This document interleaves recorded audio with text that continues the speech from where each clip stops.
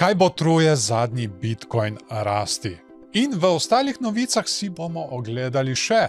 Majka bo kmalu prišla v polno veljavo. Kakšna so pričakovanja? Tesla je premaknila preostanek svojih bitcoinov, se obeta velika prodaja. In za konec bomo obiskali še El Salvador in raziskali, koliko ljudi dejansko uporablja bitcoin za vsakodnevne transakcije. Dobrodošli v Kriptopulzu tega tedna.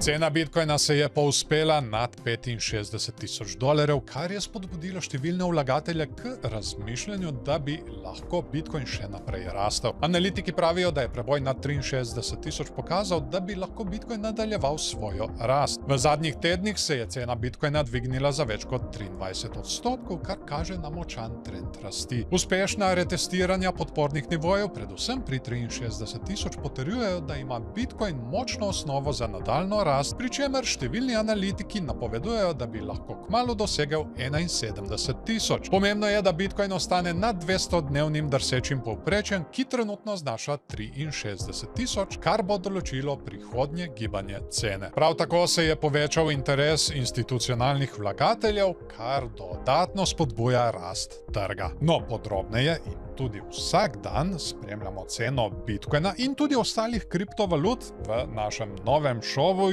Jutranji Kripto Kufe. Ne pozabite se nam pridružiti vsako jutro ob 9.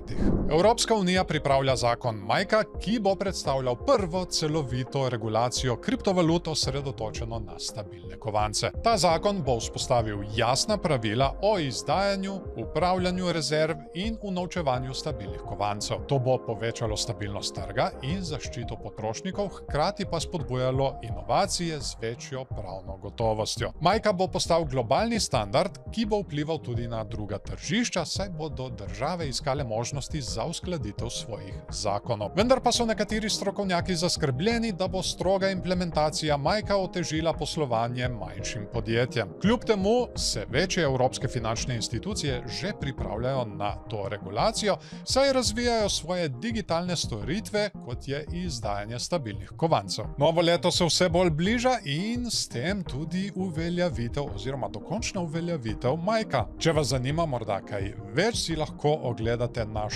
podcast z Dejanom, ki je zelo lepo obrazložil, kaj lahko to vse pomeni za kriptotrg v Evropski uniji.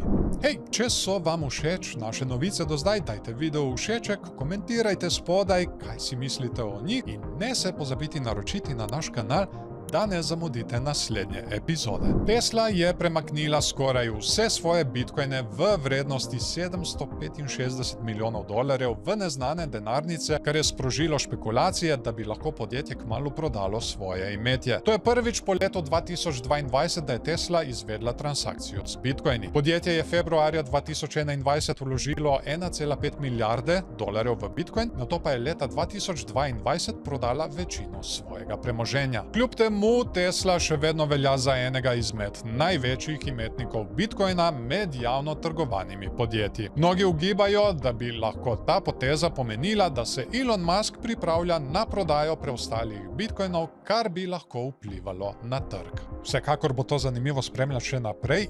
Elon zna biti včasih kar malček nepredvidljiv. Čeprav Salvadorci močno podpirajo svojega predsednika Nayiba Bukeleja, večina prebivalcev države ne uporablja bitcoina za vsakodnevne transakcije. Nedavna raziskava je pokazala, da kar 92% anketirancev ne uporablja bitcoina, le 7,5% pa jih je dejalo, da z njim opravljajo transakcije. Bitcoin je postal uradna valuta v Salvadorju septembra 2021, vendar mnogi še vedno raje uporabljajo tradicionalne metode plačevanja. Kljub nizki uporabi bitcoina, Bukele nadaljuje z ambicioznimi načrti, kot je razvoj Bitcoin mesta in se osredotoča na privabljanje tujega kapitala. Kaj si vi mislite o Bitcoin mestu? Bo ta načrt zaživel ali je morda malo preveč ambiciozen?